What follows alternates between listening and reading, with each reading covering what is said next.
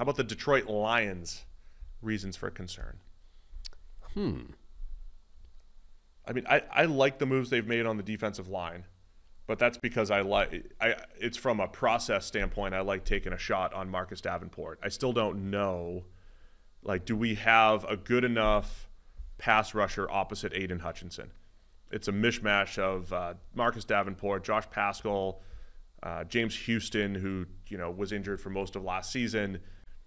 I still think that's a reason for concern that none of those guys really emerged, because I thought it was way too one-dimensional with Aiden Hutchinson. DJ Reader certainly helps on the interior, but I think that's a concern for the Lions, who have a very deep roster, obviously, and we're looking for these reasons for concern here. Yeah, I mean, man, the Lions are really good. I don't have many reasons for concern at all. My biggest one would probably be, or the one that could make the biggest impact would be, what if you just get a bad run of variance for Jared Goff? Yeah, I was thinking that one too. I mean, last year was his best overall season.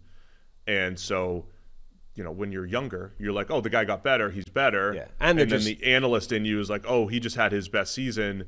We have this lower baseline of play from this guy. How is he going to can he actually keep that up? And they just gave him, a big top-of-the-market quarterback money contract. It would be sort of just perfect poetry, perfect fate, where he responds to that by a bad season relative to his standards. And remember, last year was strange where, like, for 3/4 of the season, he was playing at a genuine all-pro level. Like, he was as good as pretty much any quarterback in the NFL. But the wheels threatened to completely fall off for like a month in the middle of the season. Yeah, week 11 to 14, I'm looking at it right now. Grades of 47, 52, then a 77, then a 44. He had that 3 out of 4 games that were rough. Right, 3 out of 4 games straight for like a month were just horrendous. And it's not like they came against amazing defenses necessarily. They were the division games. There were 2 games against the Bears and a Packers game. And then previously, a few weeks before that, there was one bad game against Baltimore, Baltimore, that's a really good defense. That's one that makes sense.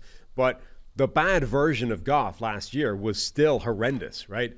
And he's a quarterback that has been his MO a little bit in his NFL career.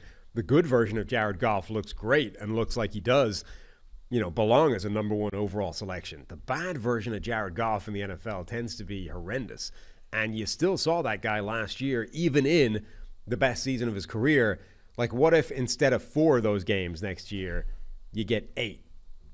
So then the other question is, do they have enough to go with Amon-Ra St. Brown, Sam Laporta? Obviously, they've got a good deep receiving core with a couple stars in St. Brown and Laporta. I would say receiver opposite St. Brown, or on the outside, Jameson Williams, Khalif Raymond, Donovan Peoples-Jones. Do they have enough of a high-volume Josh Reynolds replacement?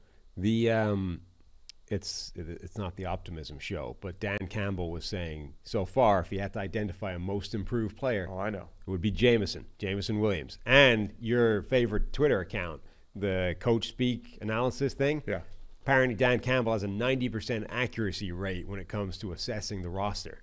So Dan Campbell saying Jameson Williams is the most improved player. To the moon. Rocket ship emoji. Write it down. Note it down. See, that's how good the Lions are. In the Reasons for Concern show, we could still spin it positively for Detroit.